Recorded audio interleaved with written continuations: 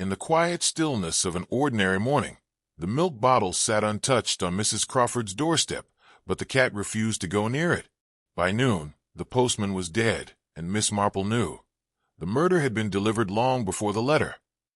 The first light of dawn crept through the lace curtains of Mead Cottage as Miss Jane Marple reached for her dressing gown.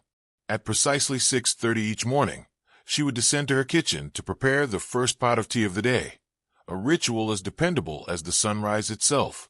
But this particular Tuesday morning in late September, something was decidedly amiss in the village of St. Mary Mead. As she shuffled toward the front door to retrieve her daily pint of milk, Miss Marple paused. There, gleaming dully in the morning light, sat not the familiar modern bottle she expected, but something altogether different. The bottle was shorter and considerably thicker than the usual delivery, fashioned from heavy pre-war glass that caught the light in a way that spoke of craftsmanship from a bygone era. Most peculiar of all were the initials etched deep into the glass, H.B. "How very odd," she murmured to herself, adjusting her spectacles for a closer examination. The bottle felt substantial in her hands, the glass thick and reassuring in a way that modern containers simply were not. She turned it slowly, noting the precision of the engraving, the careful spacing of the letters. From across the lane came the distinctive creak of Mrs. Bantry's front gate, followed by an exclamation of surprise. Miss Marple looked up to see her neighbor standing in her doorway, holding an identical bottle and wearing an expression of complete bewilderment. "Jane," Mrs. Bantry called out, her voice carrying clearly in the still morning air. "Do you see this? What on earth has happened to our milk?" Before Miss Marple could respond, other doors began opening along the street. Mrs. Weatherby emerged from Rose Cottage, bottle in hand, followed by Colonel Melchett from the old vicarage, and young Dr. Paddock from his surgery. Each held the same peculiar bottle, each bearing the same mysterious initials. "Most irregular," declared Colonel Melchett, his military bearing evident even in his hastily donned dressing gown. "Where's Harold got to? Never known him to miss his rounds in 15 years. Indeed, Harold Briggs and his familiar horse-drawn float were nowhere to be seen. The usual clip-clop of hooves and gentle rattle of bottles that marked the early morning hours had been absent, Miss Marple now realized. She had attributed the unusual quiet to her own drowsiness, but clearly, something more significant was at play. As the villagers gathered in the lane, comparing their mysterious deliveries, Miss Marple made a mental note of the distribution. Every house on Harold's regular route had received exactly one bottle, regardless of their usual order. Mrs. Bantry typically took 2 pints daily, while the Weatherbys required 3 for their household of 5. Yet each had received precisely one of the peculiar bottles.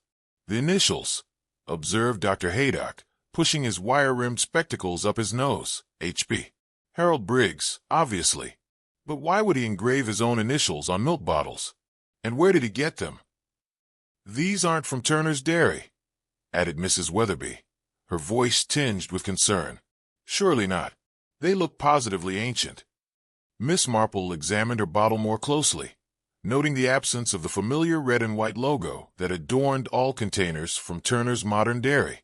These bottles bore no markings save for the etched initials, and appeared to have been stored somewhere dusty for quite some time.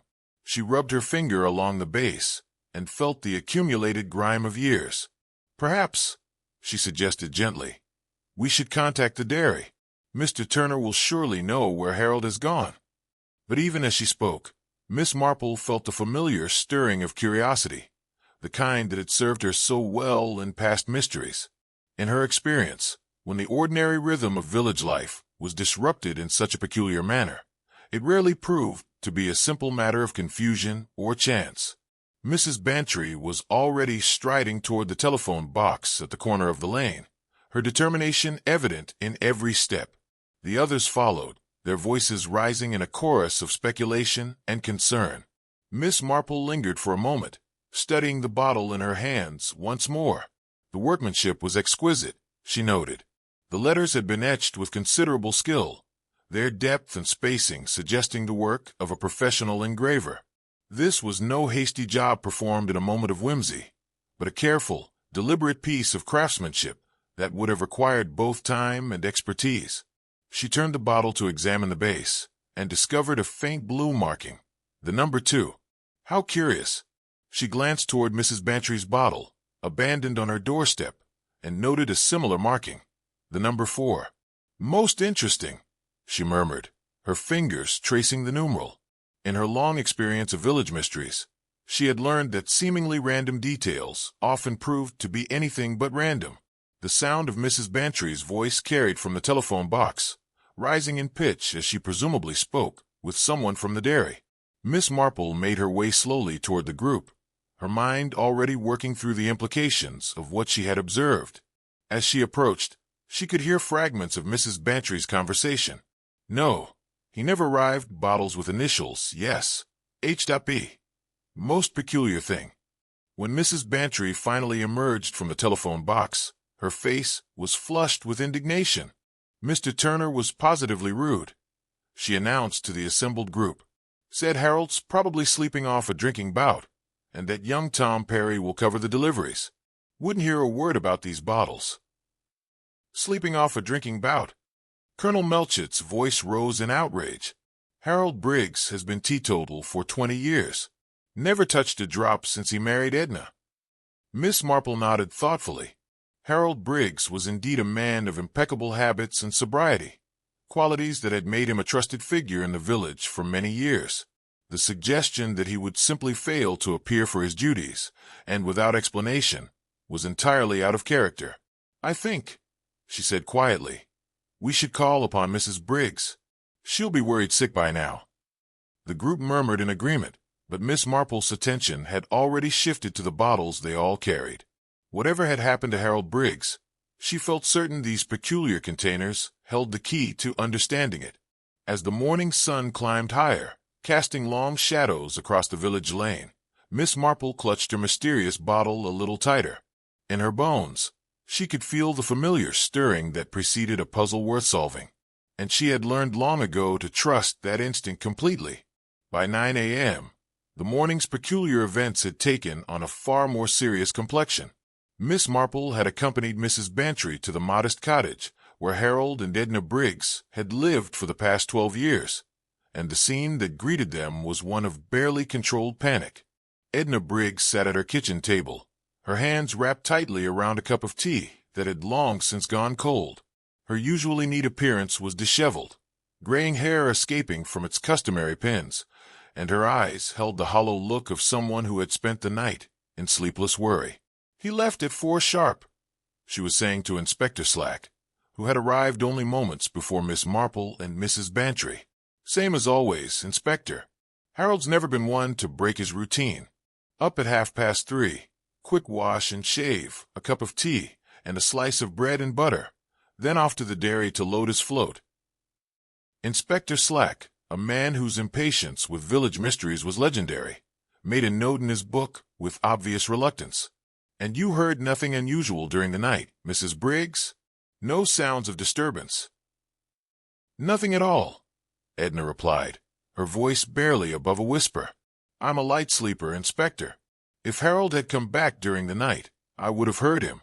The floorboards creaked something dreadful in the hall.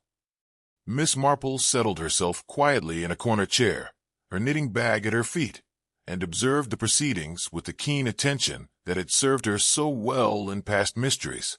She noted the way Edna's hands trembled slightly as she lifted her cup, the careful way she avoided looking directly at Inspector Slack, and the small pile of Harold's work clothes, laid out neatly on the chair by the window.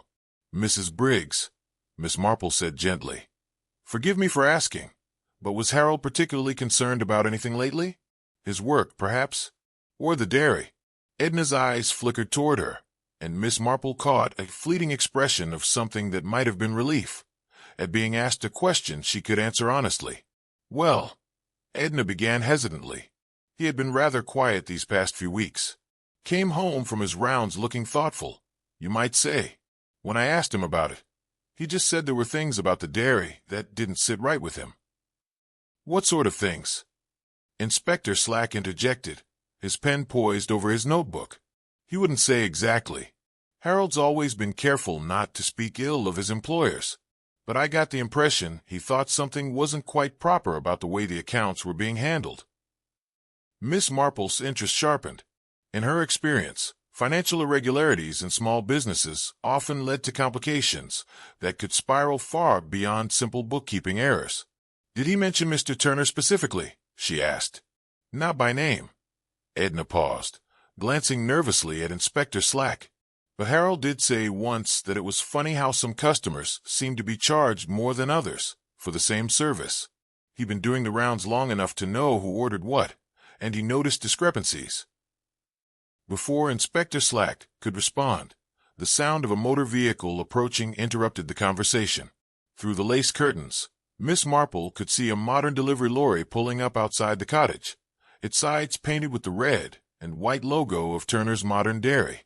A young man in his early 20s climbed down from the driver's seat, his movements quick and nervous.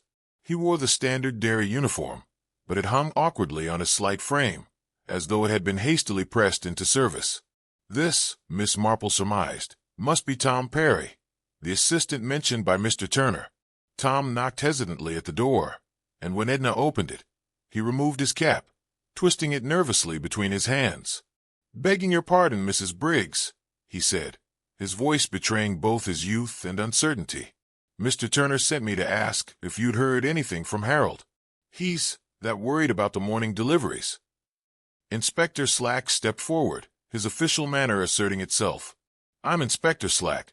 You're Tom Perry, I take it? The dairy assistant." "Yes, sir," Tom replied. "That is, I was just helping out in the yard mostly, but Mr. Turner's put me on deliveries now that—" He gestured helplessly toward the cottage. "When did you last see Harold Briggs?" Slack demanded, Tom's brow furrowed in concentration. "Yesterday evening, sir. He came by the dairy around 6 o'clock to settle his float for the night. Same as always. Seemed perfectly normal to me." "And this morning? You were at the dairy when he should have arrived." "Well, no, sir. I don't usually start till 7, but Mr. Turner was there early, and he told me Harold hadn't shown up. Said I was to take over his route, temporary-like." Miss Marple studied the young man carefully. There was something in his manner, an awkward stiffness, that suggested he wasn't entirely comfortable with his sudden promotion to delivery duties. His hands continued to fidget with his cap, and his eyes darted frequently toward the lorry outside. "Mr. Perry," she said in her gentle voice, "I noticed that you're using the modern bottles for your deliveries today. The ones with the dairy's logo?" "Yes, ma'am. Mr. Turner's very particular about that. Says it's important for the business image. All the bottles matching and looking professional." "Of course, and you wouldn't happen to know anything about some rather unusual bottles that were delivered this morning? Older bottles, with initials engraved in the glass?" Tom's face went pale. He glanced quickly at Inspector Slack before returning his eyes to Miss Marple. I don't know anything about any special bottles, ma'am. Mr. Turner just told me to use the regular stock and make sure every house on Harold's route got their usual order." But Miss Marple had caught the slight hesitation in his voice, the way his grip tightened on his cap. In her long experience of observing human nature, she had learned to recognize the subtle signs of someone not telling the complete truth. "How long have you been working at the dairy, Mr. Perry?" she asked softly. "About 6 months, ma'am. Since I left school. Mr. Turner took me on as a favor to my mother." "Really?" Her eyes narrowed ever so slightly. "She does his books once a week, doesn't she?" This detail was silently filed away in Miss Marple's mental catalog of potentially significant facts. The son of the woman who handled the dairy's financial records was now taking over the route of a man who had apparently voiced concerns about irregularities in billing. Inspector Slack closed his notebook with a decisive snap. "Right then. I'll need to speak with Mr. Turner directly. Mrs. Briggs, if your husband hasn't returned by evening, we'll need to consider this a formal missing person case." As the inspector turned to leave, Miss Marple rose from her chair and approached Tom Perry, who was still standing awkwardly in the doorway. "Mr. Perry," she said gently, "I wonder if you might do me a small favor. I'm rather curious about those bottles I mentioned.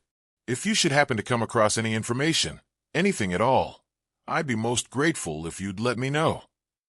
Tom nodded quickly, perhaps a little too quickly, and hurried back to his lorry. MissMarple watched from the window as he drove away, noting the careful way he handled the vehicle, and the frequency with which he glanced in his mirrors. "Poor boy seems nervous," Mrs. Bantry observed. "Indeed," MissMarple murmured, her expression thoughtful, though whether from the responsibility of his new duties, or from something else entirely, I couldn't say. As they prepared to leave Edna Briggs to her worry and her cold tea, MissMarple reflected on the morning's revelations. Harold Briggs had vanished shortly after expressing concerns about the dairy's accounting practices. His sudden replacement? The son of the woman who maintained those very records. And somewhere in the village, a set of carefully engraved bottles had been distributed with unsettling precision. In her experience, such coincidences rarely proved to be coincidental at all. The afternoon sun cast long shadows across the village green as MissMarple made her way along the narrow lane that led to Woodbine Cottage. She had spent the better part of the morning in quiet contemplation, her knitting needles clicking steadily as she pondered the peculiar circumstances surrounding Harold Briggs's disappearance and those mysterious bottles. The quality of the engraving had impressed her greatly. The initials H.B. had been etched with such delicate precision and artistry that they spoke of professional craftsmanship, not some amateur effort. In a village the size of St. Mary Mead, there were precious few individuals capable of such work, and MissMarple's methodical mind had already settled on one particular candidate, Mr. Geoffrey Wilcox, the village's most skilled craftsman for over 30 years. His workshop, tucked away behind his cottage garden, had produced countless silver trophies for the local cricket club, tennis society, and various other village organizations. The delicate script that adorned these prizes had become his signature, recognized throughout the county for its elegance and precision. MissMarple paused at the garden gate, noting the well-tended roses and the neat rows of vegetables that spoke of a man who took pride in his work, whether it involved precious metals or humble cabbages. The cottage itself was small but immaculately maintained, its windows gleaming, its paintwork fresh. She could hear the faint sounds of work coming from the rear of the property, the gentle tap of a hammer, the whisper of a file against metal. Mr. Wilcox, despite his 70-odd years, clearly continues to pursue his craft, she mused. "Mr. Wilcox," she called out, approaching the open workshop door, "I do hope I'm not disturbing you." The sound ceased immediately. A moment later, Geoffrey Wilcox appeared in the doorway. He was a small, neat man with silver hair and hands that, despite his age, remained steady and sure. His leather apron bore the stains of years of metalwork, and his eyes held the sharp intelligence of someone accustomed to working with the finest details. "MissMarple!" he exclaimed, his face brightening with genuine pleasure. "What a delightful surprise! Please, do come in. I was just finishing up a small commission." The workshop was a testament to organized craftsmanship. Tools hung in precise arrangements along the walls, and the workbench was laid out with the methodical care of someone who understood that efficiency came from order. The air held the familiar scent of metal polish, and the sharp tang of acid used for etching. "I hope you don't mind my calling unannounced," MissMarple said, settling herself on the wooden stool he offered. "I find myself rather curious about something, and I thought you might be able to help." "Of course, my dear lady. Always happy to assist." MissMarple withdrew the mysterious milk bottle from her knitting bag and placed it carefully on the workbench. "I wondered if you might tell me something about this engraving." Mr. Wilcox picked up the bottle and examined it closely, his experienced fingers tracing the letters with obvious appreciation. "Beautiful work," he murmured. "Whoever did this knew their craft. The depth is perfect, the spacing exact. Not easy to achieve on curved glass either." "You recognize the technique?" "Indeed I do. This is acid etching, done with a resist pattern. Takes considerable skill to get at this clean." He paused, setting the bottle down with perhaps a touch more care than necessary. "May I ask where you came by this?" MissMarple sensed a subtle shift in his manner, a barely perceptible tension that hadn't been there moments before. "It was delivered to my cottage this morning," she replied calmly, "along with similar bottles to every house on Harold Briggs's milk route." Rather mysterious, wouldn't you say? Mr. Wilcox moved to his workbench and began tidying tools that were already perfectly arranged. Harold Briggs, you say? The milkman? Yes. He seems to have gone missing, I'm afraid. The bottles appeared in his absence, each one bearing his initials. Miss Marple watched carefully as she spoke, noting the way Mr. Wilcox's movements became more deliberate, more controlled. Most peculiar, he said, though his tone suggested he found it less surprising than he claimed. Miss Marple's sharp eyes had been scanning the workshop as they spoke, and now they fixed upon something that made her pulse quicken slightly. Near the edge of the workbench, partially concealed by a leather tool roll, lay a small piece of glass. Even from her position, she could see the familiar gleam of thick pre-war glass, and the unmistakable curve of a bottle fragment. "Mr. Wilcox," she said gently, "I wonder if you might have had occasion to work with glass recently. I know your specialty is silverwork, but perhaps someone commissioned you to try something different." The old craftsman's hand stilled on his tools. For a long moment, he stood with his back to her, and Miss Marple could see the tension in his shoulders, the way his head drooped slightly, as though he carried a burden he had hoped to avoid. "You're very observant, Miss Marple," he said at last, finally turning to face her. "I should have known better than to think I could keep anything from you." He moved to the workbench and carefully lifted the tool roll, revealing the glass fragment beneath. Miss Marple could see immediately that it bore the same style of etching as the bottle she'd brought, the letters HB clearly visible despite the shard's small size. "Harold did come to me," Mr. Wilcox admitted, his voice heavy with reluctance. "About 3 weeks ago. He had a dozen of these old bottles with him. Wanted me to engrave his initials on each one. Said it was for a joke, something to surprise the village." "A joke?" Miss Marple's tone was carefully neutral, but her mind was working rapidly. Nothing she had learned about Harold Briggs suggested he was given to practical jokes, particularly ones that would disrupt his careful routine.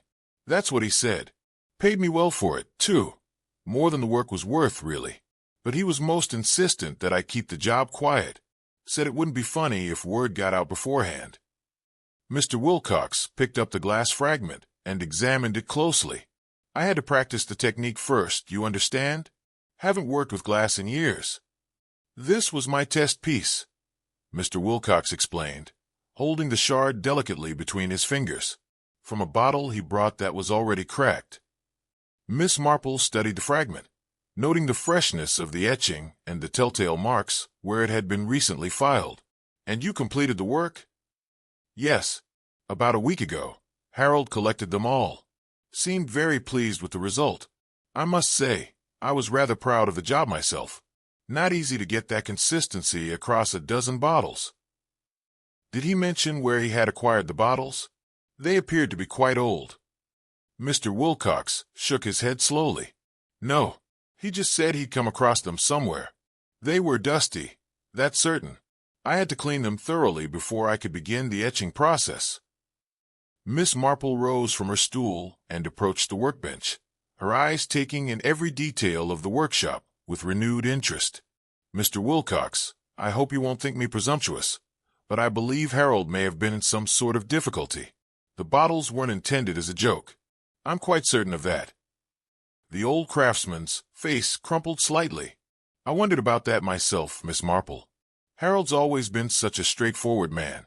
When he asked me to keep the work secret, it didn't sit quite right with me, but he seemed so earnest about it. And he was paying his own money." "Of course, you couldn't have known," Miss Marple said reassuringly. "But tell me, when he collected the bottles, did he say anything about his plans for them?" "Only that he hoped they would help set things right. He seemed worried about something, though he wouldn't say what.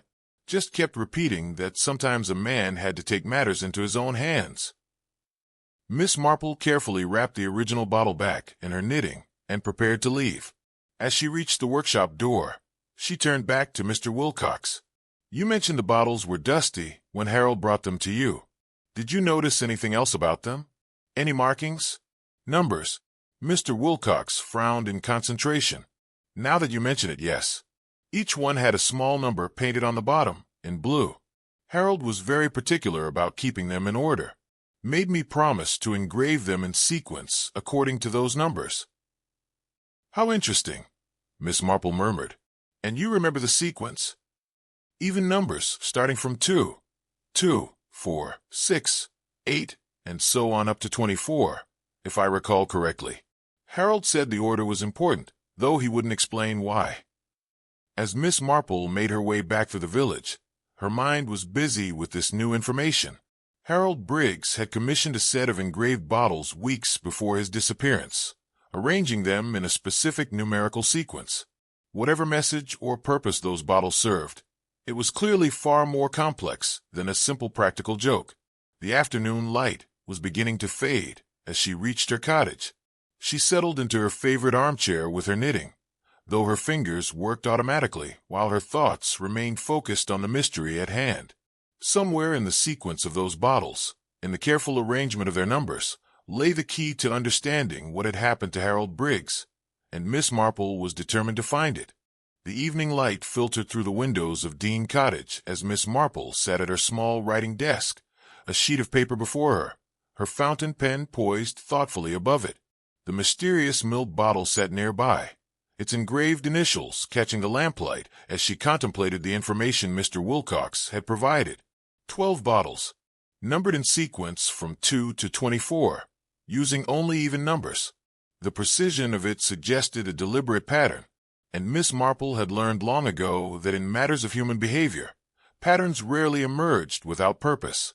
She had spent the better part of an hour after her return from the engraver's workshop walking through the village, making careful note of which houses had received the mysterious bottles.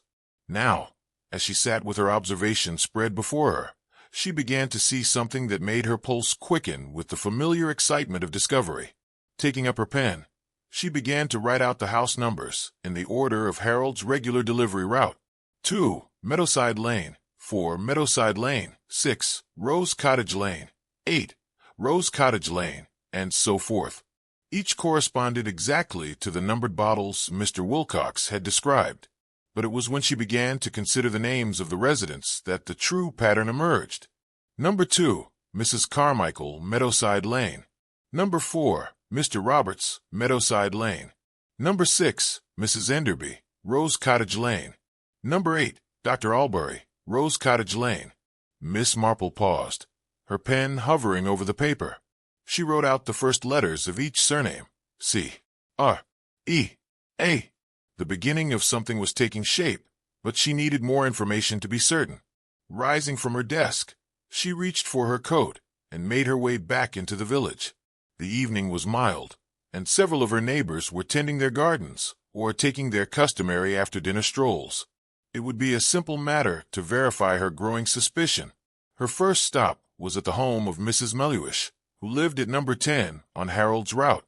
The elderly woman was deadheading her roses and greeted Miss Marple with evident pleasure. "Such a strange day," Mrs. Melhuish declared without preamble. "First those peculiar bottles this morning, and now young Tom Perry delivering our regular milk in the afternoon. I do hope nothing serious has happened to Harold." "I'm sure it will all be sorted out soon," Miss Marple replied soothingly. "I wonder, might I have a quick look at the bottle you received this morning? I'm rather curious about something."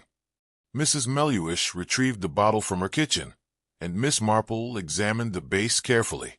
There, in faint blue paint, was the number 10, just as she had expected. She made a mental note, M for Melhuish.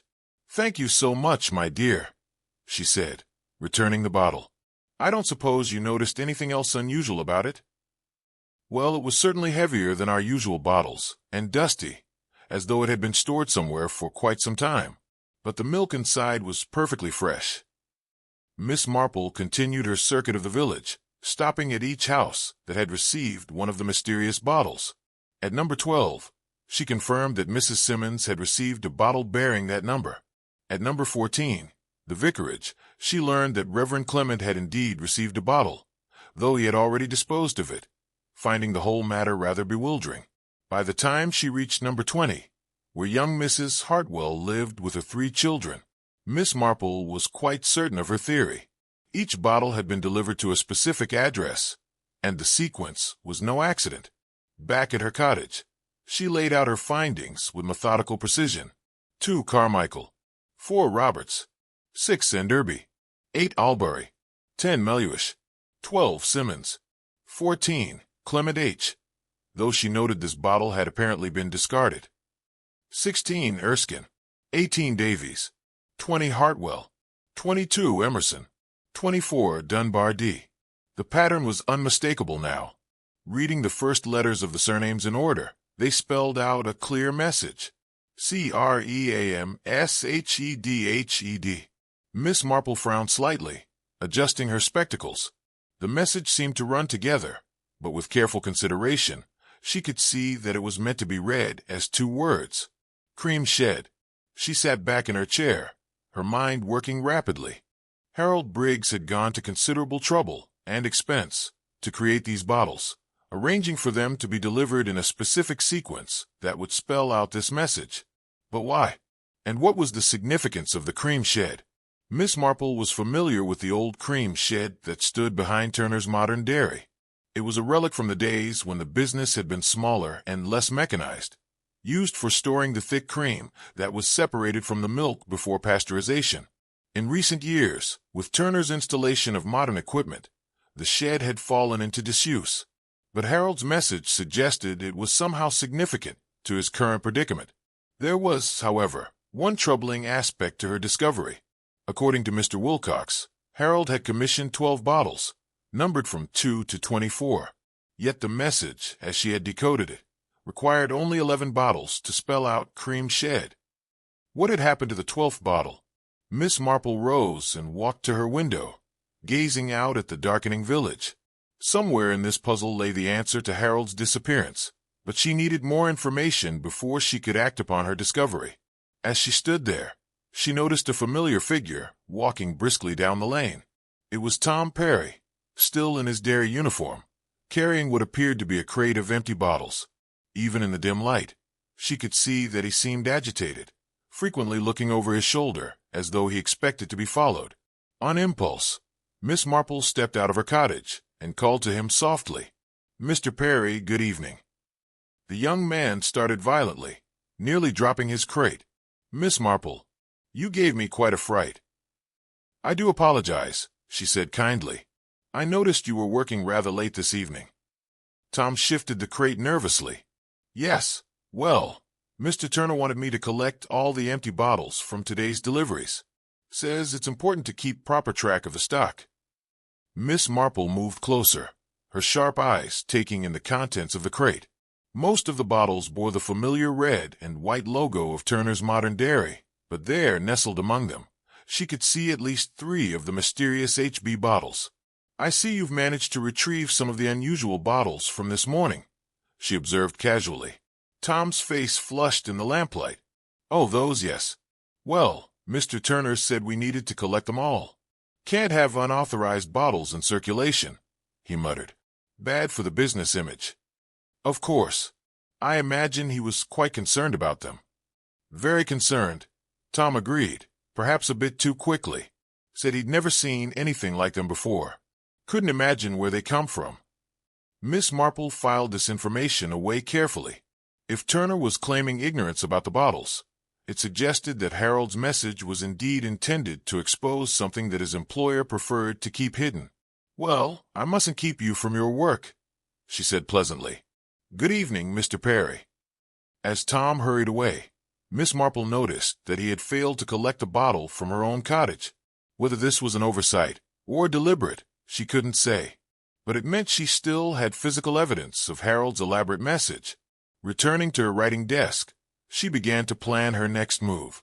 The cream shed held the key to this mystery. She was certain of it, but she would need to be careful. If Harold Briggs had felt the need to communicate through such an elaborate code, it suggested that direct confrontation might be dangerous. She glanced at the clock on her mantelpiece. It was past 9 o'clock, and the village was settling into its evening quiet. Tomorrow, she decided, she would find an opportunity to examine the cream shed more closely. But tonight, she would content herself with the satisfaction of having decoded Harold's ingenious message. As she prepared for bed, Miss Marple reflected on the milkman's cleverness. Using his intimate knowledge of his delivery route and the surnames of his customers, he had created a communication system that would be meaningless to anyone who didn't possess both pieces of information. It was the work of a frightened but resourceful man, and it filled her with both admiration and concern for Harold's welfare. The cream shed would yield its secrets tomorrow. She was certain of it. The following morning dawned gray and overcast, with a chill in the air that spoke of autumn's approach. MissMarple had risen earlier than usual, her mind already focused on the task ahead. Harold's coded message had pointed clearly to the old cream shed behind Turner's modern dairy, and she was determined to discover what secrets it might hold. By 9 o'clock, she had made her way to the village center under the pretext of purchasing stamps at the post office. From there, it was a simple matter to observe the comings and goings at the dairy, without appearing overly curious. Turner's establishment occupied a prominent position on the high street, its modern glass frontage and gleaming equipment visible through large windows that spoke of prosperity and progress. She watched as Tom Perry loaded his delivery lorry for the morning rounds, his movements still betraying the nervousness she had observed the evening before. Mr. Turner himself appeared briefly in the doorway, his stocky figure immediately recognizable, even at a distance. He spoke tersely to Tom, gesturing toward the lorry with obvious impatience before disappearing back into the building. MissMarple waited until the lorry had departed. Then, quietly, she made her way around to the rear of the dairy premises. The contrast with the modern frontage was striking. Here, the buildings showed their age, with weathered brick walls and slate roofs that spoke of an earlier, simpler time in the dairy's history. The cream shed stood apart from the main building, connected by a covered walkway that had clearly seen better days. It was smaller than MissMarple had expected, perhaps 20 feet square, with a single door and 2 grimy windows set high in the walls. Most significantly, the door was secured with a heavy padlock, weathered with rust and age. MissMarple was examining this padlock with quiet curiosity when the sound of approaching footsteps caught her attention.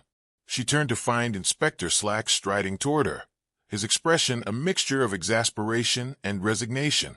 "MissMarple," he said without preamble, "I might have known I'd find you here. Mrs. Briggs said you'd been asking questions about those bottles yesterday." "Good morning, Inspector," she replied with gentle civility. "I was simply taking a constitutional and noticed this interesting old building. One doesn't often see such fine examples of Victorian dairy architecture these days." Inspector Slack's expression suggested he wasn't entirely convinced by this explanation, but before he could respond, another voice broke the moment. "Inspector, what brings you to my premises so early in the morning?" Oswald Turner emerged from the main building, his face bearing an expression of barely concealed irritation. He was a man in his 50s, with thinning hair and the soft appearance of someone who had spent far more time behind a desk than in any physical labor. His clothes, while expensive, somehow managed to look slightly shabby on his frame. "Mr. Turner," Inspector Slack replied formally, "I'm investigating the disappearance of Harold Briggs. I understand this shed was once used for cream storage." Turner's eyes flicked nervously between the inspector and MissMarple. "The old cream shed? Good heavens, that thing hasn't been used in years, not since I installed the modern pasteurizing equipment. It's probably full of nothing but dust and cobwebs now." "Nevertheless," said Slack firmly, "I'd like to have a look inside, if you don't mind." "Well, I suppose," Turner muttered, though his voice lacked conviction. "I can't imagine what you expect to find. The thing's been locked up for the better part of 2 years." He fumbled in his pocket and produced a ring of keys. "I'm not even sure I have the right key anymore." MissMarple watched carefully as Turner approached the padlock. His hands trembled slightly as he tried several keys, and she noticed a fine sheen of perspiration on his forehead, despite the cool morning air. When the padlock finally clicked open, he seemed almost startled by the sound. Inspector Slack pushed open the heavy wooden door, and immediately the smell hit them. It was a mixture of old hay, damp wood, and something else, something faintly sour. MissMarple couldn't quite place it. As their eyes adjusted to the dim interior, the reason for Harold's disappearance became shockingly clear. There, in the center of the shed, stood Harold's familiar milk float, its red paint dulled by dust, but otherwise intact. Beside it, munching contentedly on a pile of fresh hay, was Harold's horse, Maggie, who looked up at them with mild curiosity, then returned to her meal as if nothing were amiss. "Good Lord," breathed Inspector Slack. "How long has this been here?" But Miss Marple's attention had already shifted. Leaning against the far wall was a long wooden paddle, the kind used for stirring large vats of cream. The wood was stained dark near the handle, and when she moved closer, she could just make out what appeared to be flecks of dried blood. "Don't touch anything," Inspector Slack commanded sharply, though Miss Marple had already stepped carefully around the evidence. "This is now a crime scene." Turner stood in the doorway, his face pale, his mouth opening and closing soundlessly, like a fish gasping for air. I don't understand," he stammered. "How did all this get here? I had no idea." Miss Marple knelt beside the milk float and peered underneath. There, partially hidden beneath the vehicle, was a torn piece of paper. She pointed it out to Inspector Slack, who retrieved it using his handkerchief. "It appears to be part of a ledger," he observed, holding it up to the light from the doorway. 3 months' worth of entries, by the look of it, but the writing's too faded to make out the details. "How curious," murmured Miss Marple. "One wonders why someone would tear pages from a ledger and hide them under a milk float." Turner's agitation was rising by the second. "Look here, Inspector. I run a legitimate business. I don't know anything about any missing ledger pages. This is all completely irregular." "Indeed it is, Mr. Turner," Slack replied coolly, "and I'll need to speak with you at length about your employee's disappearance. But first, I want the shed thoroughly searched." As the inspector began a methodical sweep of the shed's contents, Miss Marple took quiet stock of several other details. The hay that Maggie was eating, it appeared fresh. Someone had clearly been caring for the horse regularly. There were several empty bottles scattered about, though none bore the distinctive HB markings she had come to associate with Harold's cryptic message. Most intriguingly, she noticed that the door, though locked with an old padlock, showed signs of recent use. The hinges, while rusty, moved smoothly, and there were fresh scratches in the dirt floor near the entrance. "Inspector," she said softly, I believe someone has been using this shed regularly, despite Mr. Turner's claims to the contrary." "And what makes you say that?" Miss Marple gestured gently toward the clues: the fresh hay, the smoothly moving door, the disturbed floor. "And notice," she added, her voice thoughtful, "how calm the horse is. If she'd been confined here against her will, surely she'd show signs of distress. Instead, she seems quite comfortable with her surroundings." Inspector Slack nodded grimly.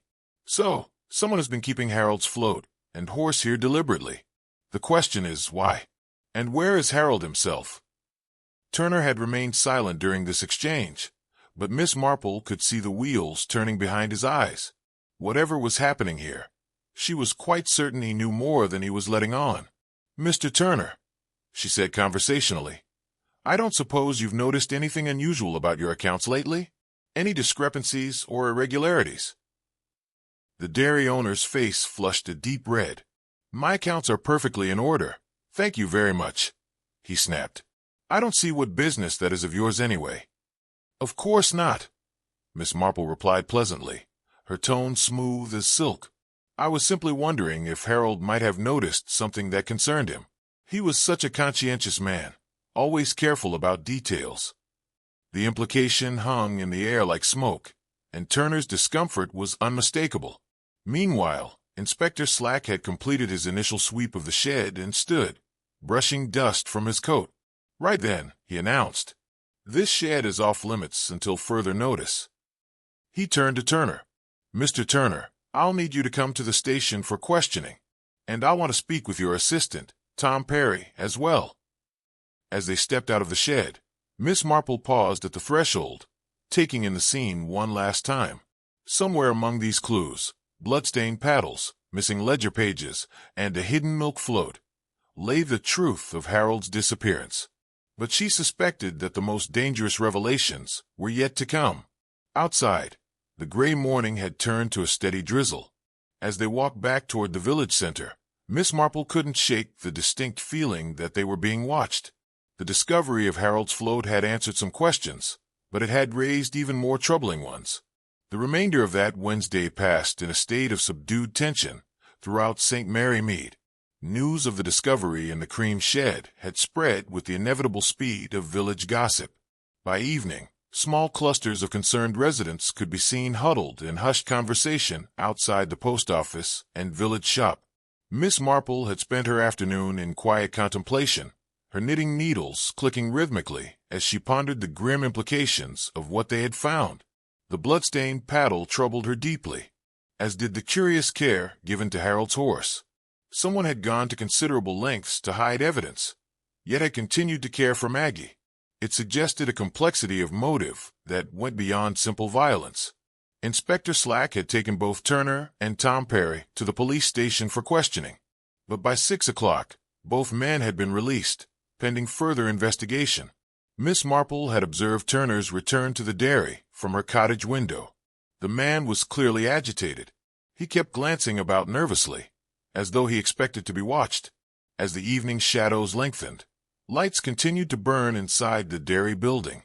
Turner's silhouette moved back and forth behind his office windows, occasionally appearing in the main processing room, where he seemed to be working with the large cream separator, the pride of his modern operation.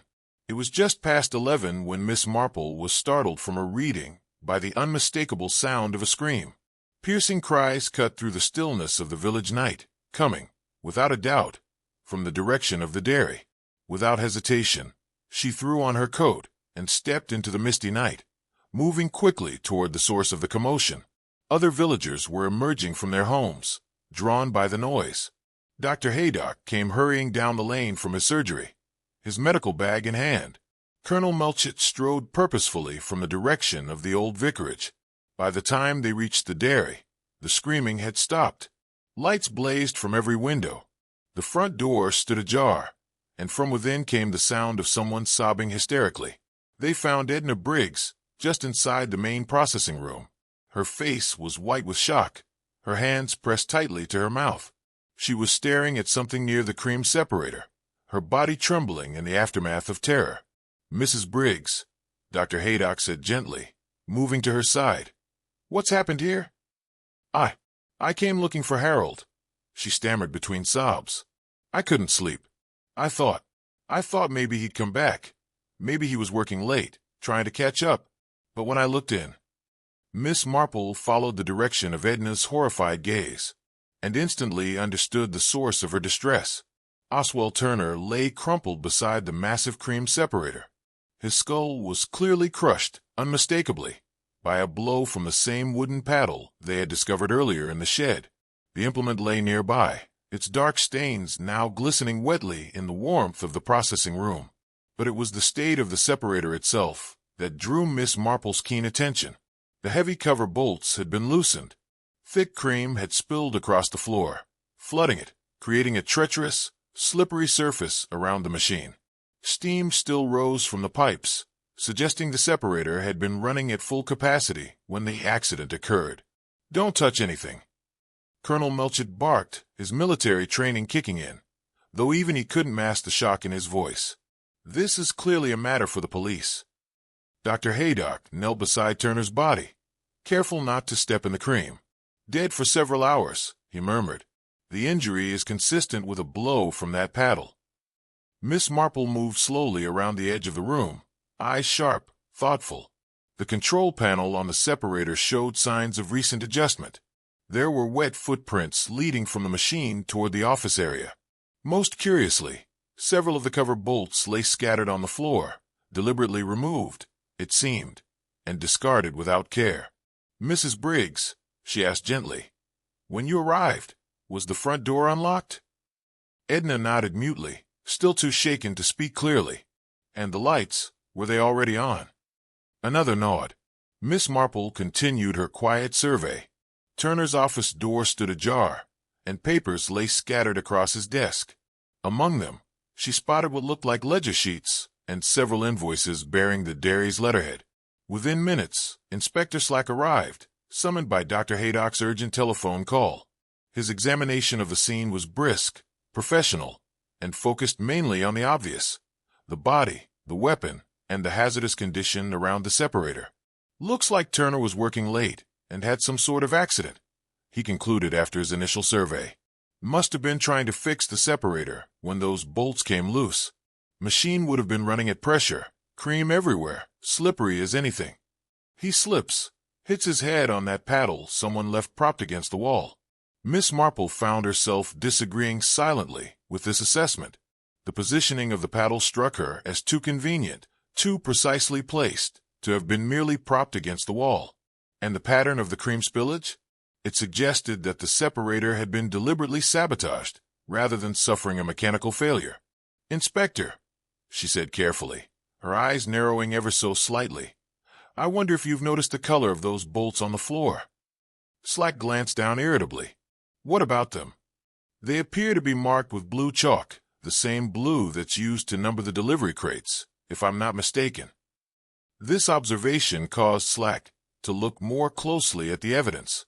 Sure enough, each of the scattered bolts bore traces of blue carpenter's chalk, suggesting they had been deliberately marked before being removed. "And notice the pattern of the cream spillage," MissMarple continued thoughtfully. "It seems to radiate outward from the separator, in a way that suggests the cover was removed while the machine was running at full pressure. That would require considerable planning and knowledge of the equipment." Dr. Hawk had completed his preliminary examination of the body. "Inspector," he said gravely, "there's something else you should see. Turner's clothes are soaked with cream, but the pattern suggests he was standing quite close to the separator when it failed. Yet there are no defensive wounds on his hands or arms." "Meaning?" Slack pressed. "Meaning." The doctor paused. "He didn't have time to protect himself from the falling paddle. Either he was caught completely by surprise, or he was already unconscious when he fell." MissMarple finished quietly. Inspector Slack's expression grew more serious as the implications began to settle in. "You're suggesting this was an accident?" "I'm suggesting," MissMarple replied, her tone calm but resolute, "that someone with considerable knowledge of this equipment deliberately sabotaged the separator, knowing that Turner would be working late tonight." She paused, then added, "The question is, how did they know he'd be here? And why choose such an elaborate method?" As if in response to her words, a new voice spoke from the doorway. "Because Turner called me this evening and told me to stay away. Said he had important work to do and didn't want to be disturbed." They turned to see Tom Perry standing in the entrance, his face pale, but his voice steady. "I came back because I forgot my jacket, saw all the lights, and thought there might be trouble." MissMarple studied the young man carefully. "Mr. Perry, you work with this equipment regularly. Would you say those bolts could have come loose accidentally?" Tom shook his head without hesitation. "Never. Those bolts are torqued to specific settings and checked daily. Someone would have had to deliberately remove them, and they'd need to know exactly how the separator works to do it safely." The implications hung heavy in the air as Inspector Slack began to grasp the true complexity of what they were dealing with. This was no simple accident, but a carefully planned attack that had used Turner's own equipment against him. And somewhere, in the growing web of evidence, lay the key to understanding not only Turner's death, but Harold Briggs's mysterious disappearance as well. The following morning brought a crisp clarity to St. Mary Mead. Though the atmosphere in the village remained heavy with shock and speculation, MissMarple had risen early, her mind still occupied with the troubling events at the dairy. Inspector Slack had cordoned off the building as a crime scene, but not before she had made several careful observations that continued to perplex her. Over her morning tea, she reviewed what she knew with methodical precision. Turner's death had been made to appear accidental, yet the evidence clearly suggested deliberate sabotage. The blue chalk markings on the separator bolts were particularly significant, as they indicated someone with intimate knowledge of the dairy's marking system had been involved. It was while she was contemplating this connection that Mrs. Bantry arrived at her cottage, her face flushed with excitement and concern. "Jane, you simply must hear what I've discovered," she announced without preamble. "I was speaking with young Mrs. Perry this morning, Tom's mother, you know, and she mentioned something most peculiar about those blue chalk markings. Miss Marple set down her teacup, her interest clearly piqued. Indeed? What did she tell you? Well, it seems that Tom has been using that particular shade of blue chalk for months now to mark his delivery crates. She recognized it immediately, because she's the one who orders his supplies. But here's the curious thing. Mrs. Bantry leaned in.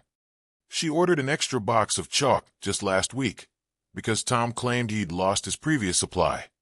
How very interesting, Miss Marple murmured. Did she happen to mention when exactly this loss occurred? Tuesday of last week, Mrs. Bantry replied. She said it was the very day after Harold made his final delivery.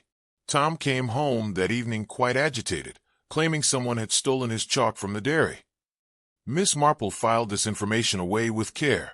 The timing was highly suggestive, particularly given what they now knew about Harold's elaborate message and his concerns about the dairy's accounting practices.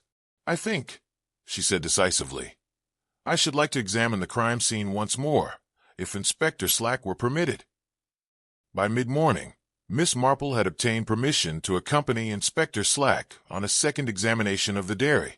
The building seemed strangely quiet without the usual bustle of daily operations, and their footsteps echoed hollowly in the processing room where Turner had met his end.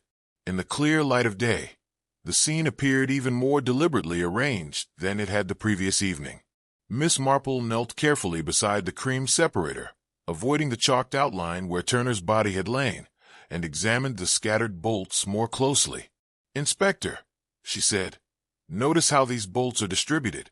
They're not simply dropped where they fell, but placed in a rough circle around the separator, almost as though someone wanted to ensure they would be noticed.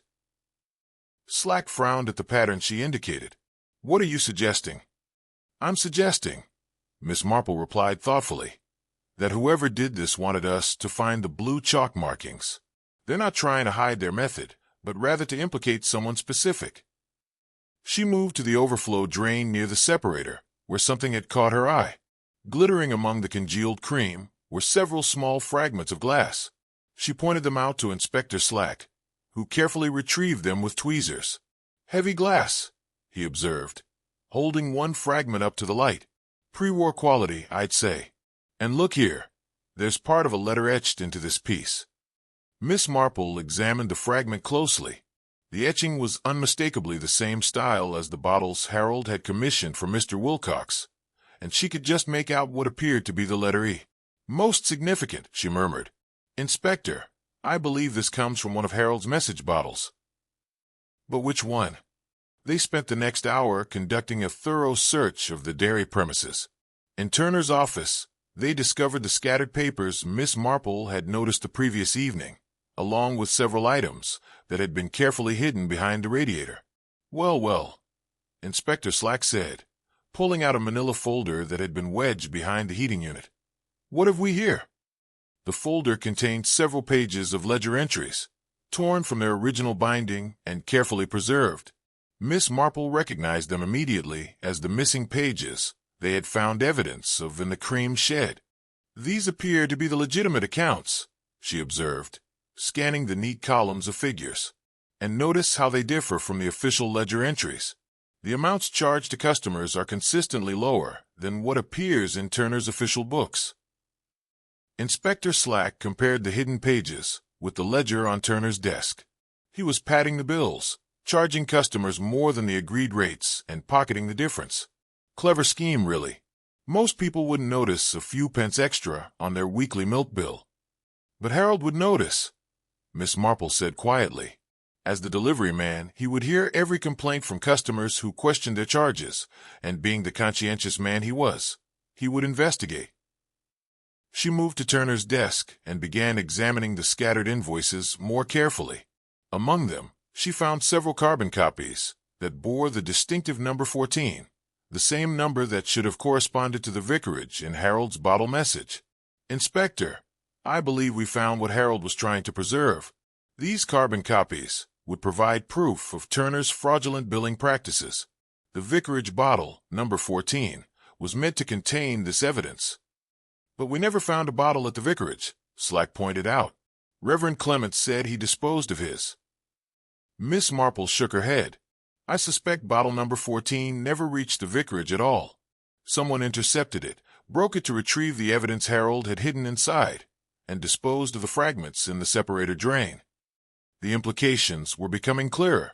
Harold had discovered Turner's embezzlement and had devised an elaborate plan to expose it using his coded bottle system, but someone had learned of his scheme and taken steps to silence him and destroy the evidence. The question remains, Inspector Slack said grimly. Where's Harold Briggs, and who killed Turner? Miss Marple was examining the glass fragments once more when a thought struck her. Inspector, I wonder if we might speak with Tom Perry again. There are several questions I should like to ask him. Tom was found at his mother's cottage, having been temporarily suspended from his duties, pending the investigation. He appeared even more nervous than before, his hands shaking slightly as he invited them into the small parlor. Mr. Perry, Miss Marple began gently, I understand you lost some blue chalk recently. Could you tell us the circumstances? Tom's face flushed. It was stolen from my crate in the dairy yard. Someone must have taken it while I was making deliveries. And you reported this theft to Mr. Turner? Well, no. It was only chalk after all. Didn't seem worth making a fuss about. Miss Marple noticed that Tom avoided meeting her eyes directly. Mr. Perry, did you know that Harold Briggs had concerns about the dairy's billing practices? The young man's nervousness increased visibly. Harold mentioned something about customers complaining, but I didn't pay much attention. Wasn't my concern, was it? Of course not, Miss Marple said soothingly. But I wonder, did Mr. Turner ever ask you to help him with any special tasks? Perhaps something involving the separator equipment? Tom's face went white. I don't know what you mean. I think you do, Mr. Perry. Miss Marple's voice was calm but unwavering. Those bolts didn't loosen themselves. And whoever sabotaged that separator needed intimate knowledge of how it worked, knowledge that you, as Turner's assistant, would certainly possess. Inspector Slack leaned forward, his eyes narrowing with intensity. Tom Perry, I'm going to ask you directly, did you tamper with the cream separator on Turner's instructions? For a long moment, Tom sat in silence, his internal struggle etched across his young face. Then, finally, he broke down completely. He made me do it, he sobbed. Said if I didn't help him, he'd tell everyone my mother had been fiddling the books. She hadn't, of course, but who would believe her word against his? His voice trembled, cracked with guilt. He said it would just be a small accident. Nothing serious. I never thought. His voice broke. I never thought anyone would get killed. As Tom Perry's confession poured out, Miss Marple watched quietly, her eyes filled with sorrow. Greed, fear, the way they could twist even the most innocent into doing terrible things. But her mind remained alert, sharp, because there were still pieces missing, and she suspected the most dangerous revelations were yet to come. Tom Perry's confession had provided answers, yes, but left behind more troubling gaps. As Inspector Slack completed the formal interview and arranged for Tom to be taken into custody, Miss Marple made a simple, firm request. May I examine Turner's office once more? Inspector Slack raised an eyebrow. I feel certain there's more evidence to be found, she explained softly. Turner was a methodical man, despite his dishonesty. Such elaborate fraud, she knew, required careful record-keeping. The office was cramped. Dust lingered in the air. An aging oak desk dominated the space, flanked by filing cabinets stuffed with years of paperwork. Miss Marple began her search with quiet determination, examining each drawer, each slip of paper, with the unhurried care that had solved many a mystery before. Then, behind the radiator, in a narrow, easily overlooked space, her fingers brushed against something. A second manila folder, wedged so tightly against the wall, it had escaped notice before. Inspector, she called quietly, I believe I found something else. The folder, once carefully extracted, revealed a complete duplicate set of accounts, 6 months' worth. But these were no mere copies. They told an entirely different story than the neat, official ledger sitting innocently on Turner's desk. Miss Marple laid the papers across the desk, her fingers gliding expertly from column to column. How ingenious, she murmured. Turner had been keeping 2 sets of books. The official version, showing inflated charges, and these hidden records, which listed what customers actually owed. Inspector Slack leaned in, scanning the neat, methodical figures, so he could keep track of how much he was stealing. Exactly, Miss Marple nodded. And look at how meticulous he was. Every fraudulent entry, carefully documented. Each excess amount noted in red ink. He hadn't been sloppy. He'd stolen with precision. As she continued examining the documents, something caught her eye. She paused. But here's what's most interesting. She pointed to the margin of one page. Look at these notations. That's not Turner's handwriting. Indeed, the marginal notes were in a distinctly different hand, careful, deliberate, as though written by someone not accustomed to writing much at all. Miss Marple's eyes narrowed thoughtfully. These are Harold's notes, she said firmly. I've seen him write dozens of delivery slips over the years. That's his hand. He was tracking the discrepancies himself, Slack added, probably after customers started complaining about their bills. More than that, Miss Marple leaned in. I believe he was building a case against Turner. She tapped a particular entry, heavily underscored, Mrs. Weatherby's account. Officially, 7 shillings and 6 pence. But Harold's note says she only ordered goods worth 5 shillings. Inspector Slack frowned. A difference of 2 and 6 pence. Hardly worth killing for. Perhaps not individually, Miss Marple agreed. But look at the pattern. She gestured to several accounts. Turner was overcharging every customer on Harold's route. Small amounts.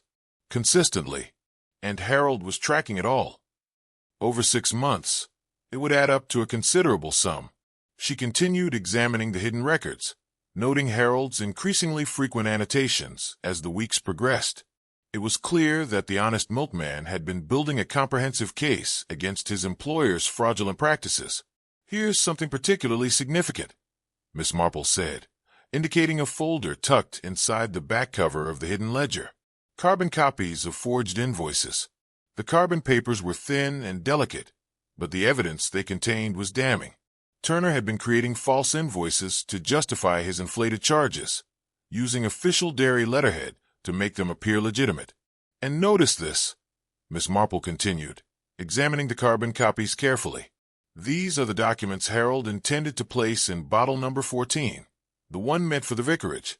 They would have provided irrefutable proof of Turner's fraud. Inspector Slack was beginning to understand the full scope of Turner's deception. So when Harold threatened to expose him, Turner panicked. Miss Marple finished. But I don't believe he intended to kill Harold. More likely, he meant to frighten him into silence. The blood on that paddle suggested there had been violence, but Harold's body wasn't in the shed. She paused, considering the implications. I think Turner confronted Harold in the cream shed. There was a struggle, and Harold was injured, but managed to escape. Turner then hit Harold's equipment to make it appear he had simply disappeared. But what about Turner's death? Slack asked. Tom Perry admitted to sabotaging the separator on Turner's orders. Miss Marple nodded thoughtfully. Yes, but consider the timing. Turner called Tom that evening and told him to stay away from the dairy. Why would he do that, if he was planning to stage his own accident? The question hung in the air like smoke. Miss Marple continued her examination of the office.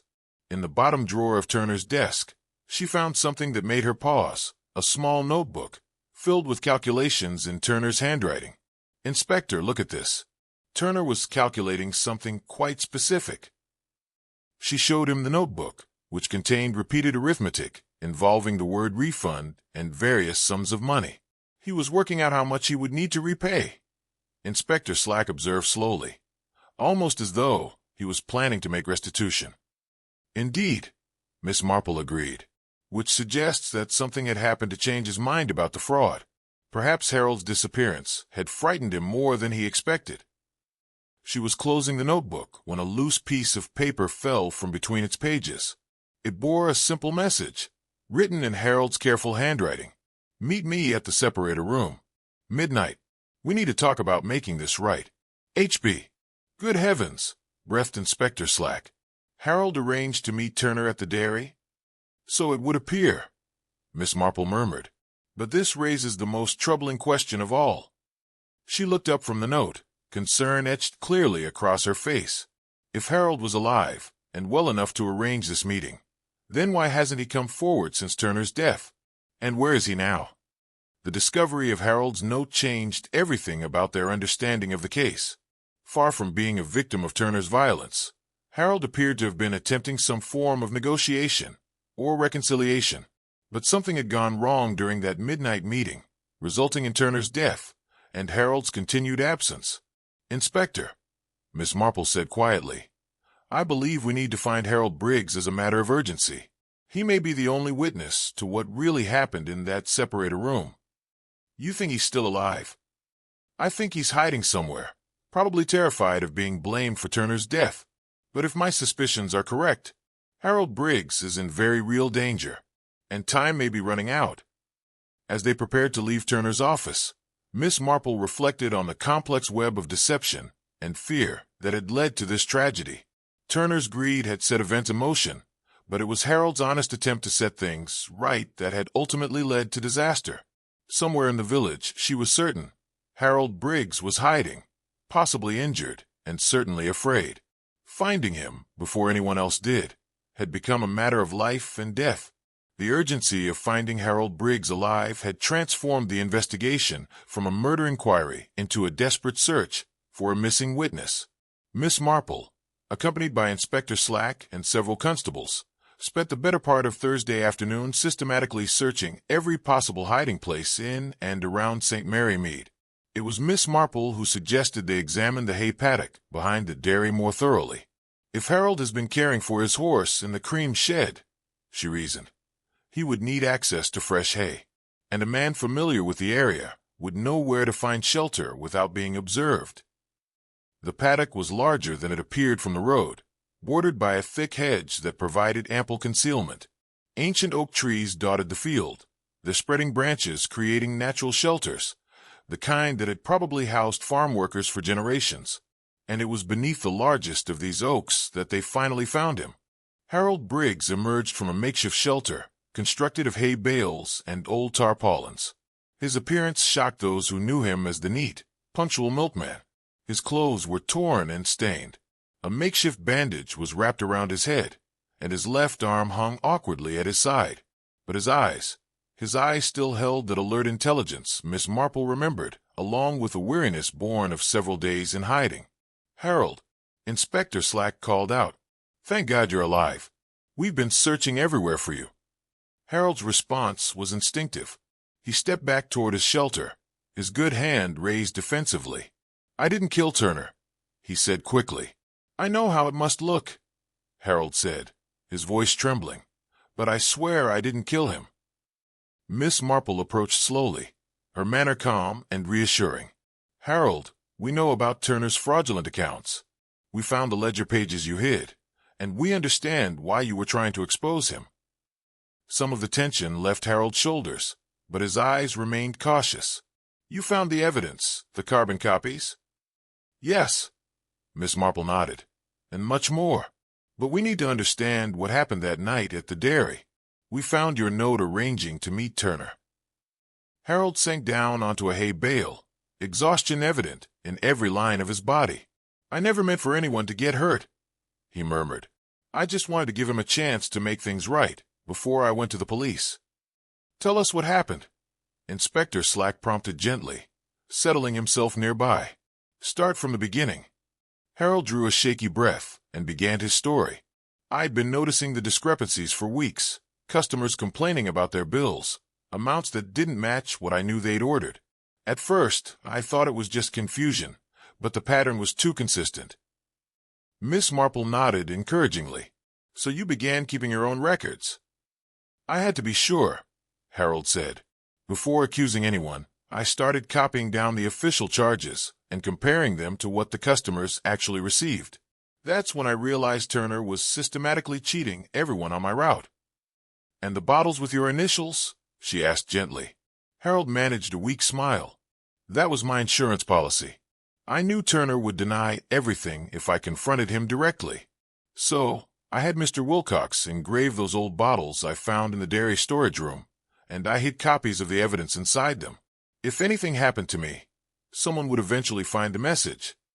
Very clever, Miss Marple observed thoughtfully. But what made you decide to meet with Turner directly? Harold's expression darkened. He cornered me in the cream shed Monday night. Must have suspected I was onto him. We had words, and he grabbed that old paddle, threatening me with it. I tried to get away, but he swung at me. He touched the bandage on his head gingerly, caught me a glancing blow, enough to knock me down. I thought he was going to finish me off, but I managed to scramble away in the dark. Been hiding here ever since, trying to figure out what to do.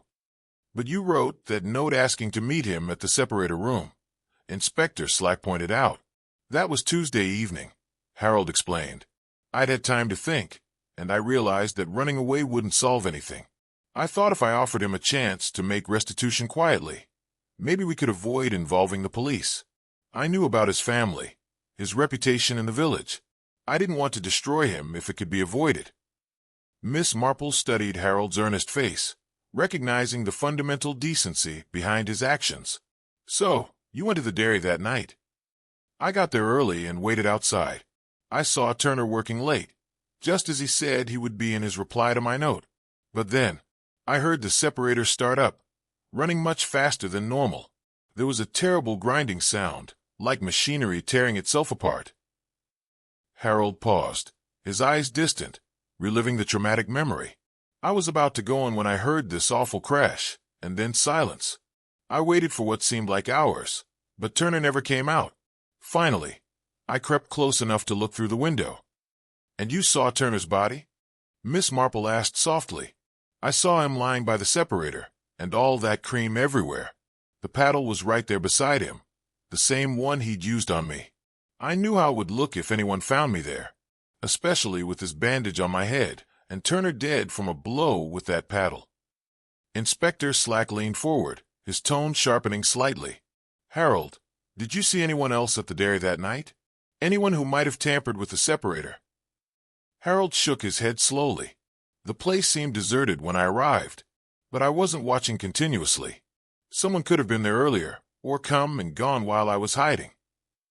Miss Marple had been listening intently, her gaze deepening with understanding. Harold, you said the separator was running faster than normal. In your experience with dairy equipment, what would cause such a malfunction? Only one thing, Harold replied instantly. Someone would have had to loosen the cover bolts while the machine was running. Dangerous work that. You need to know exactly what you were doing, or you get caught by the escaping pressure. And you're certain Turner was alone when this happened, she pressed.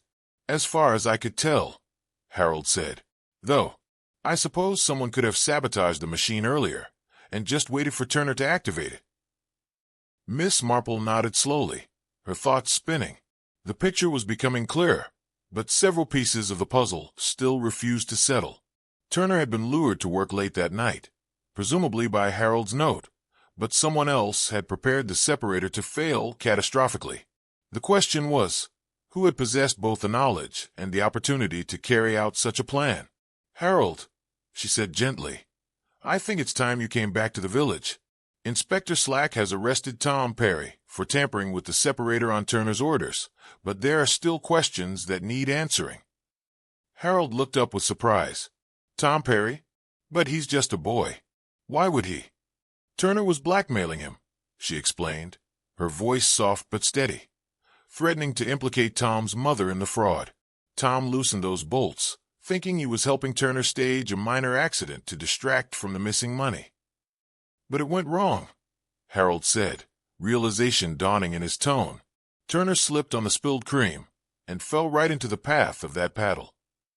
Miss Marple considered this explanation carefully, yet something about it still troubled her. The positioning of the paddle, the timing of Turner's fall, the precision with which the separator had been sabotaged. It all seemed too convenient to be entirely accidental.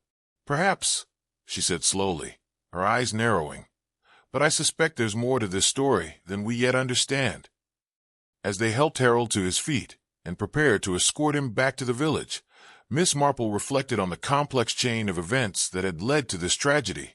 Turner's greed, Harold's honesty, Tom's fear, and now a death that might or might not have been the accident it appeared to be. But she had learned long ago that in matters of murder, coincidences were rarely as coincidental as they seemed. The village hall of St. Mary Mead had not seen such a gathering in recent memory. Word of Harold Briggs's recovery and Tom Perry's arrest had spread swiftly through the community, and by Friday evening, virtually every resident had assembled to hear Inspector Slack's official account of the case. Miss Marple sat in the front row, her knitting bag at her feet and a thoughtful expression on her face. Beside her, Harold Briggs looked considerably better after a night's rest and Dr. Haydock's attention to his injuries. Edna Briggs clutched her husband's good arm, her relief evident in every line of her bearing. Inspector Slack stood at the small podium, his notebook open before him. "Ladies and gentlemen," he began formally, "I can now provide you with a complete account of the tragic events at Turner's Modern Dairy." He proceeded to outline the case methodically. Turner's systematic fraud, Harold's discovery of the embezzlement, the confrontation in the cream shed, and Tom Perry's reluctant participation in sabotaging the separator. "The evidence clearly shows," Inspector Slack concluded, "that Oswald Turner's death was the unintended result of his own scheme to stage an accident and destroy evidence of his fraudulent practices. Young Tom Perry, acting under coercion and threats against his mother, loosened the separator bolts as instructed. When Turner activated the machine, the resulting explosion of pressurized cream created the dangerous conditions that led to his fatal fall." The assembled villagers murmured among themselves, low voices, hushed surprise. But Miss Marple remained silent, her fingers working steadily at her knitting. When Inspector Slack called for questions, she rose quietly from her seat. "Inspector, if I may," she said in her gentle voice, "there are one or two small points that still puzzle me." Inspector Slack's expression suggested he would have preferred to conclude the matter without further complications, but he nodded politely. "Certainly, Miss Marple." "Well," she began, "it's probably nothing of importance, but I've been wondering about the timing of events that night.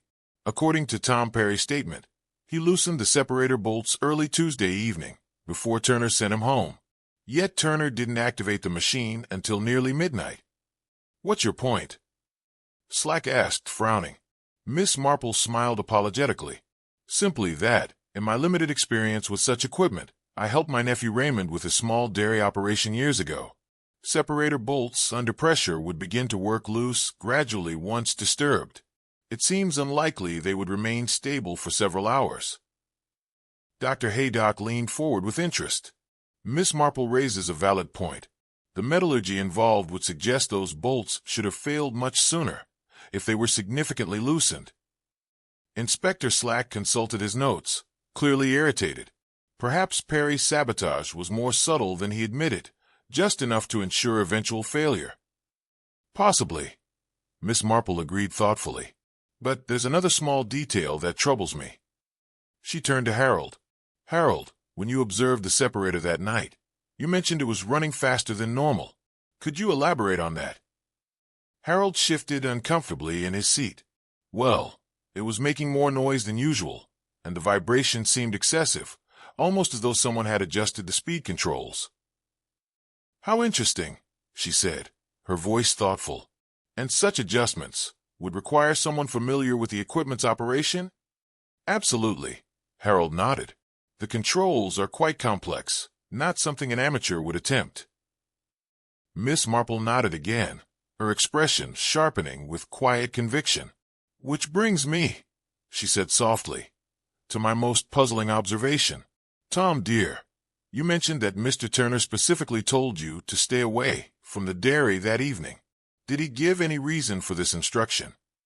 Tom Perry, who had been released on bail pending trial, looked up with visible discomfort. He said he had important work to finish and didn't want any interruptions. "Yet," Miss Marple said slowly, her voice taking on an edge of deeper curiosity, "according to the evidence we found, Turner was actually preparing to make restitution for his fraud. The calculations in his notebook suggest he was planning to repay the stolen money, hardly the actions of a man intending to destroy evidence." Inspector Slack frowned. "What are you suggesting, Miss Marple?" "I'm suggesting," Miss Marple said calmly, that Turner's death was not the result of his own scheme, but rather the culmination of someone else's plan. Someone who knew about the midnight meeting between Turner and Harold, who understood the separator equipment intimately, and who had access to the dairy after Tom had supposedly sabotaged it. The hall had grown very quiet, with all eyes focused on Miss Marple as she continued her quiet but compelling reasoning. Consider the evidence carefully. The separator bolts were marked with blue chalk, Tom's chalk, that had mysteriously disappeared. But Tom freely admits he was coerced into loosening the bolts earlier that evening. Why would he then need to mark them with his own chalk? It makes no sense. Tom's face had gone pale. I never marked those bolts with chalk. I just loosened them like Turner told me to do. Exactly, Miss Marple replied gently. Someone else marked those bolts, wanting to ensure Tom would be implicated in the sabotage. Someone who had taken Tom's chalk for precisely that purpose. Miss Marple turned to address the assembled villagers directly, her voice clear and unwavering. The real killer knew that Turner and Harold were meeting that night. They retightened the separator bolts after Tom had left, then carefully loosened them again just before Turner's arrival, marking them with Tom's stolen chalk to ensure he would be blamed. But who? Inspector Slack demanded. Who else had access to the dairy and knowledge of the equipment? Miss Marple's eyes swept across the crowd until they settled on a figure near the back of the hall. Someone who had been helping with the dairy's bookkeeping for months. Someone who knew about Turner's fraud, but was powerless to stop it without implicating her own son. Someone who saw an opportunity to eliminate Turner and frame Tom for an accident, believing that a charge of negligent sabotage would be preferable to a charge of murder. Mrs. Perry rose slowly from her seat, her face ashen, but her bearing dignified. "You're very clever, Miss Marple," she said quietly.